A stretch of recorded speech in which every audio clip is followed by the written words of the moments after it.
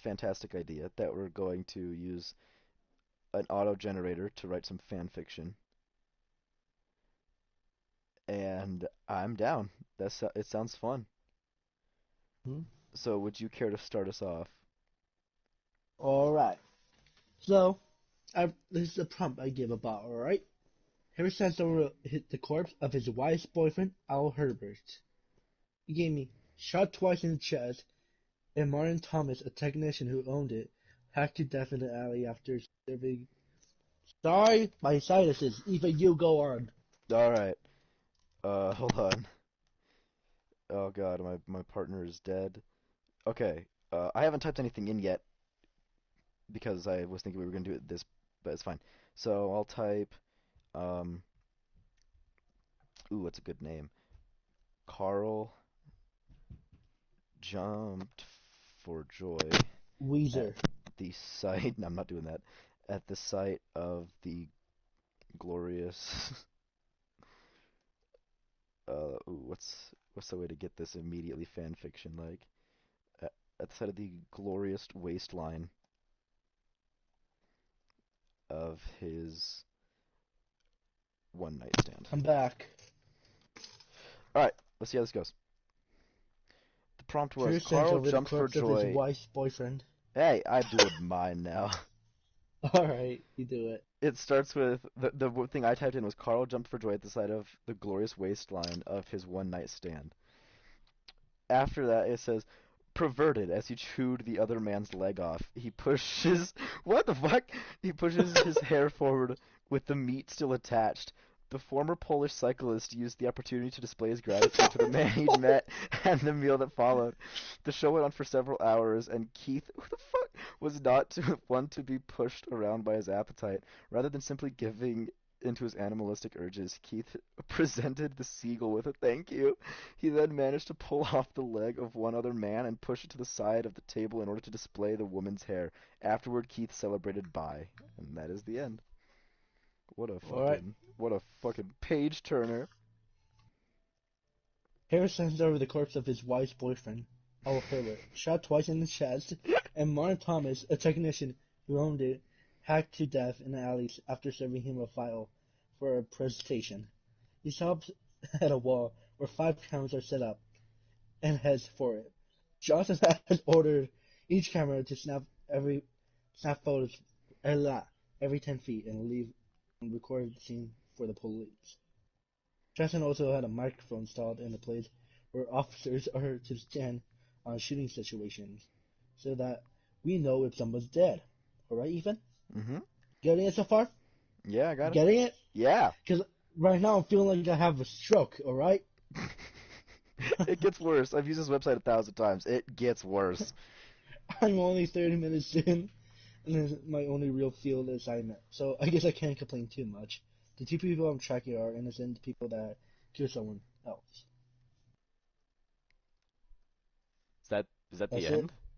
Yeah. All right. I had a couple custom prompts ready to go. Well, in my mind, I haven't typed them out. Okay. The woman held out her hand expectantly. Oh God. As what's our protagonist's name? Brian Griffin, the dog from Brian Family Griffin Guy. from Weezer. As Brian Griffin took off his collar. Alright, here's mine real quick. Sorensen stares at Ethan's eyes full of lust and passion. You motherfucker. Back to mine, so we never let this happen. The woman held out her hand expectantly as Brian Griffin took off his collar and draped it around her shoulders. I know, I know. At least you're taking care of me. What's the record? We're doing the best we can. What's the size? 422, she replied, about 3 times as normal. When the last one died, I wanted to give her a good send-off. He's part of the family. He or she! Brian laughed. I'm sorry. I'm in a bad mood. You must have been hard on her. I'm just saying that you need to relax and enjoy it. More people are getting close to just about everyone these days, and the.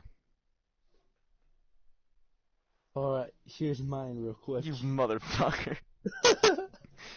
Thornton stares at Ethan's eyes, full of You're lust and passion. disgusting. What? Someone says, what? He turns away and runs his fingers through his hair. You love her, don't you? Ethan turns to him. His eyes smile over at him. They end up kissing again. I hate you. You are scum. Fine. You get the same treatment. Yeah, baby. Hector stripped faster than ever before. Oh, yeah, you best believe it. At the ever before, uh, due to Harris's Yes. due to Harris's commanding tone. All right, let's see how this goes. Oh God, all this to get back, and I don't think I even want to read it. Okay, picking off on what I just read, he was, Hector said, so overwhelmed by Harris that he almost felt like tearing his hair out. His voice just was amazing, he said. I have never experienced anything like that in my life. This is just something you can't explain, and it just seems to be so right. While Hector was originally from Colombia, he had a British passport, a feat that probably won't be repeated anytime soon. He chose not to attempt to re-register under the name Hector Angeldo because he said he'd consider it racist to put the 4 generations of black men in his family who have a myriad of accomplishments in civil rights and voting rights. What? What did I just hear? Come again? Am I hit custom prompt. Why are like yours following the narrative and mine just goes so off the rails? Alright, I'm gonna type in percent. Oh, wait up. Okay, I'm back. Ethan? Yeah, I'm here. Ethan. Uh, Uno. yeah, I know you can hear me. Oh God, why do yours follow? I'm gonna refresh the page and hope mine start to follow some fucking like what I type instead of just being like, oh yeah, and also he was from Colombia and thought it would be racist because his 4 black like ancestors fought for civil rights. They Okay. did. Um, what's a person that we both know that we both like? Wyatt. Dylan. I love Dylan. Okay, fine. Dylan. Dylan I just wrote Ethan was from Colombia. Oh, Jesus Christ, it's giving me a long one. Ruby or no, fuck. Dylan ran down the hall naked as his pursuer. I don't know how to spell pursuer. Fuck. Oh, I got it right. Sick. As Here, his let pursuer. me, what's called, read mine. Okay. Ethan was from Colombia. You want to Google for a more incomplete history of the dog. Here are 2 references in the New York Times. Geoffrey M. Bach, a professor of history in Brooklyn College, has written about his father's love and wrestling and other canine sports. What? And about the relationship between his family and the animals that helped them work. His father, Robert Brock, an author of historic articles, a freelance artist, a photographer, volunteer at a social services agency, with a longtime owner of 2 dogs, a greyhound named Gregorius, what? Who was their coach, and a bulldog named Memory of Ralph Waldo Emerson. Imagine a dog having that name, Memory of Ralph Waldo Emerson. Ralph Waldo. Robert Brock, a bulldog trainer, he died last fall. Getting images of the family. What was that? Alright. To detract from whatever the fuck that was, I wrote Dylan ran down the hall naked as his pursuer chased his bouncing butt. Dylan's nipples became hard at the idea of his capture. Oh, okay, I need to fix that grammar. Uh, as the idea of his capture excited him. Makes sense. Let's see how this goes on. I hope Dylan finds this. Um, as the idea of his capture excited him so much, he knew he wanted to be a co-pilot in his own mind. Why? Call it a dare because fuck this. Dylan started to feel the roof of his mouth. The sound of his apartment catching on fire made him cough for a sec. What? The conclusion was so strong it knocked out some of his teeth and made him grimace. I think they meant to say concussion. Hey, Dylan jumped back from the fire. Don't you come in here. Wha hey! Jesus' face immediately crumbled into a strange expression. He was totally dumbfounded that this was actually happening to him and Dylan's mom too. What the fuck? I don't know, man. My last one was Ethan was from Colombia, and then gave me got the history about dogs. So I don't know.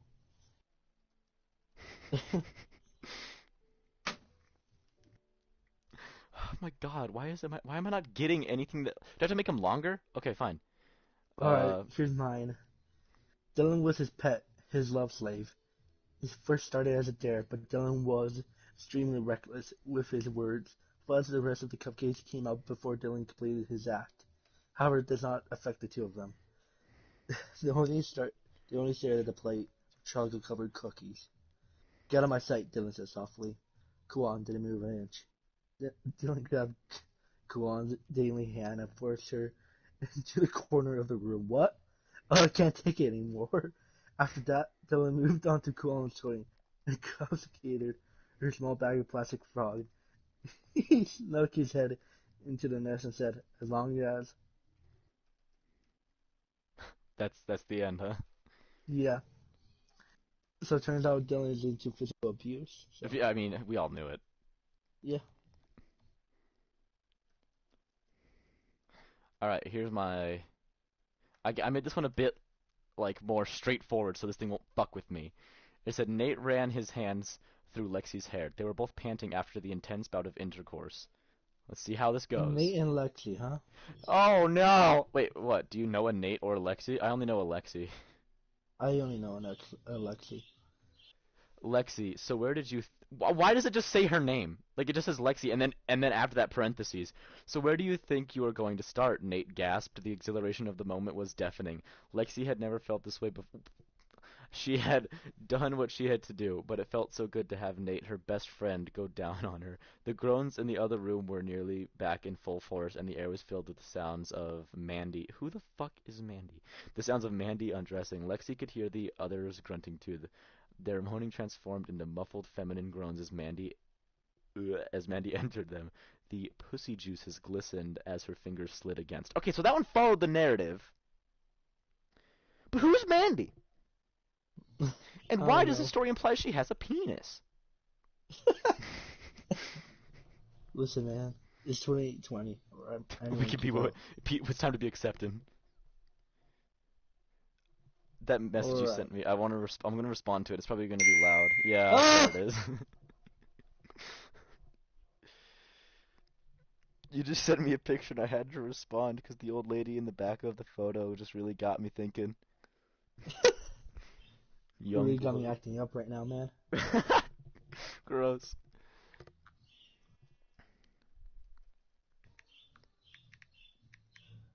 What up? Alright, I got one. Incompetence is the last refuge of the violent, he states. Nope. See interjection 23. In truth, I could I competed for so many years. That the time came for me to become leader of the United Federation. I, I brought the Federation and its government to its knees. However, it would be pointless to try to bring back the 20th, say 2060s. No, the Federation had been conquered by us.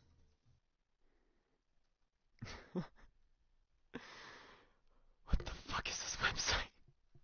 The last time I used it, it was so much better. Okay. Uh,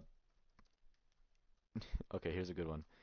Ethan and Hector, Oh yeah, I love this. This is going. uh, burst. I can't spell. Burst through the front doors of the 7-Eleven I'm trying to give a random number, see what it gives me. with two fully loaded uh, Oh, that's fun. That's real fun. M4A1s. It's just generating numbers. Yeah, it's an auto generator. What do you expect? Yeah. All right, the prompt I gave was Ethan and Hector burst through the front doors of the 7-Eleven with two fully loaded M4A1s each. That's a gun for people that don't know.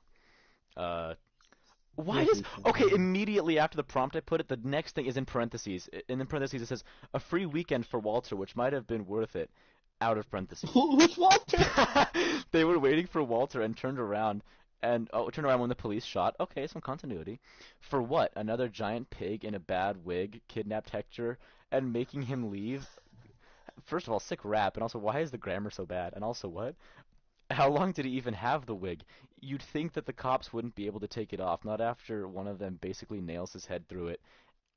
And then the cops came outside with their big guns, but they had the right idea because instead of shooting, they all turned around and ran. But that wasn't the only crazy thing in this episode. Vincent and Kate were involved in who's Vincent? Who's Kate? By the way, that was the end. And also, who's Walter? I don't know, man. It's like that comment on that YouTube video where the kid just commented his name. Walter. Walter. Fire truck. Walter. I love that kid. That kid is my hero. I'm pretty sure he's selling merch now of that tweet. I'm not Oh tweet, my but god, comment. yes. That dude is like profiting off his cutting success, and I'm here for it. Me too. I mean, good on him. Alright. I'm trying. Let's write some. Alright. Ethan gave Hector. What should I put in? Ethan gave Hector a key. To his Alright. heart. That's what I'm gonna put. Alright. That's all I'm gonna put. Okay, this one is actually. Who's Eric? Right, immediately. Alright. Ethan gave Hector the key so the gun would get away from him. Hector claimed to not have noticed she has passed away in the key pocket. What? But Ethan claimed that he cannot remember for her being there. They were suspect and they laughed that he could have just been misremembering the original disappearance. Even very Ethan's very answer set off a chain reaction that completely changed everything for them. After the incubus pulled off a semi-automatic pistol, two of them and other security guards, he stood in front of Eric and asked him if he wanted to be his next victim. The boys hesitated, but Eric suddenly growled at him and back to get him back in line. Eric commanded that the incubus would first put a leash up, claiming that if he didn't would kill him for fun. Hmm.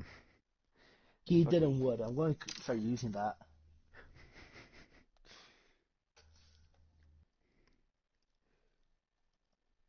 So we kill somebody. We got sent to jail by Incubus. And Eric is a warden. Who's Eric? Who's Eric? Is he the Incubus? Is Eric my dad? Is your dad an Incubus? Hey Siri, call Dad. You sure? Call Dad. Dad, are you an incubus? Yes, son. That was probably ear rape. My apologies. Okay. So the game I have in the background right now is Minecraft, and it's been silent for minutes, and now like a thunderstorm started.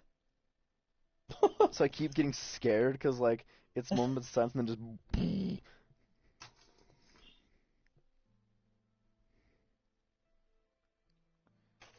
How long has that been for? Like it just started. Oof. Episode 3.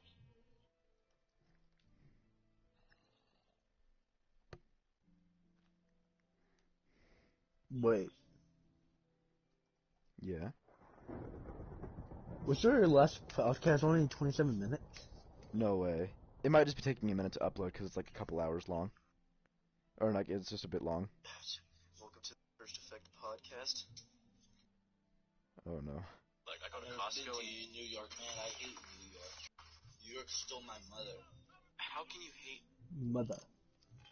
What the fuck New was York that? stole my mother. I don't know, man. I don't even know anymore. I'm writing like a long one. Oh. Thank you for playing. What? Huh? Huh? Alright. Like I'm trying to get like a very in-depth one, so I'm like taking my time thinking it out. You do that, Ethan. You do that. Neil banging out the tunes. We're still recording, dude. I know we are.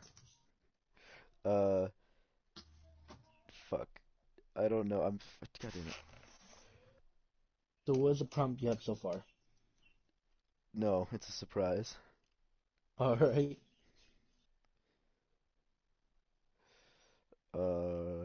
Or maybe maybe this should be like the let off point, so when we do a full episode of this, it'll be more interest. Like this is like the cliffhanger. Ooh. Definitely didn't come up with that just now. Thank you everybody for joining us.